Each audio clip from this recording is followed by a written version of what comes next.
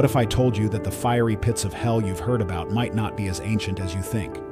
That the church, over centuries, shaped and popularized this terrifying concept, not just to save souls, but to control them.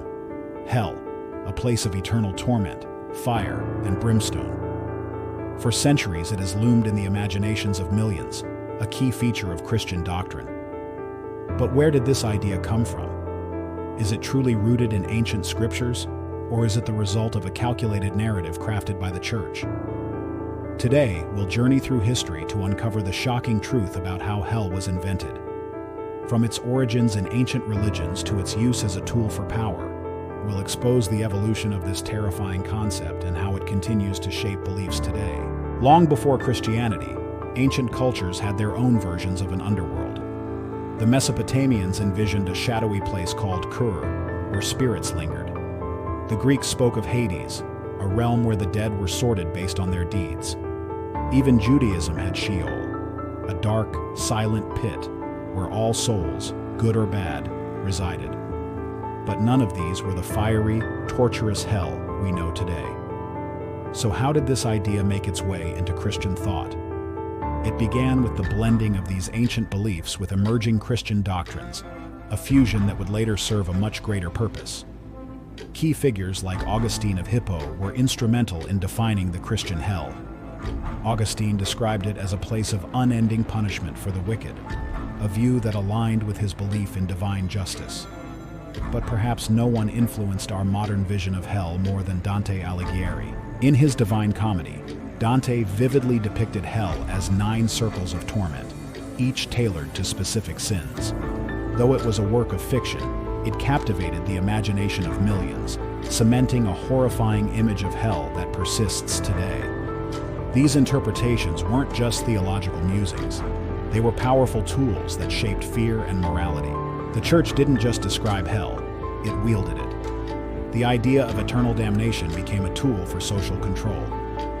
During the Middle Ages, the church preached hellfire to ensure obedience and loyalty. The message was clear: stray from the church, and you risk eternal suffering. This fear was a powerful motivator, influencing kings and peasants alike. Hell wasn't just about punishment, it was about power. By controlling what people feared, the church controlled how they behaved. Interestingly, not all Christian denominations agree on the concept of hell.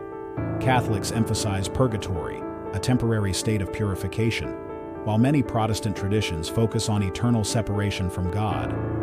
Some evangelical groups highlight the literal flames of hell, while others interpret it metaphorically. Eastern Orthodox Christianity, meanwhile, views hell as the anguish of being distant from God's love, rather than a place of physical torment. These differences reveal how interpretations of hell have varied over time, shaped by theological debates and cultural influences. Throughout history, preachers have used hell as a central theme in their sermons. Jonathan Edwards' infamous 1741 sermon, Sinners in the Hands of an Angry God, described humanity dangling over the fiery pit, held up only by God's mercy. Such vivid imagery stoked fear and drew massive crowds, reinforcing the church's authority. This fear-based teaching didn't just guide personal behavior, it shaped entire societies. Hell was not just a destination for sinners, it was a weapon to enforce morality. Hell's imagery has been immortalized in art and literature, further embedding it in popular consciousness. Medieval paintings like Hieronymus Bosch's The Garden of Earthly Delights showed grotesque depictions of torment. In literature, John Milton's Paradise Lost and Dante's Inferno gave hell a detailed, almost tangible presence. These works didn't just reflect theological ideas, they influenced them.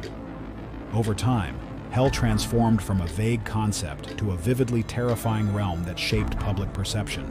Today, the idea of hell is being re-examined. Many modern theologians argue that the concept of eternal torment contradicts the notion of a loving God. Others suggest that hell was a cultural construct, not a divine truth. Some even view hell metaphorically, as the consequences of one's actions, rather than a literal place. Meanwhile, universalist beliefs, which suggest all souls will ultimately be reconciled with God, challenge traditional doctrines.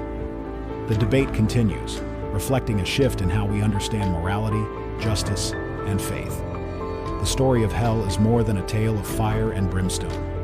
It's a reflection of how beliefs evolve and are shaped by culture, power, and fear.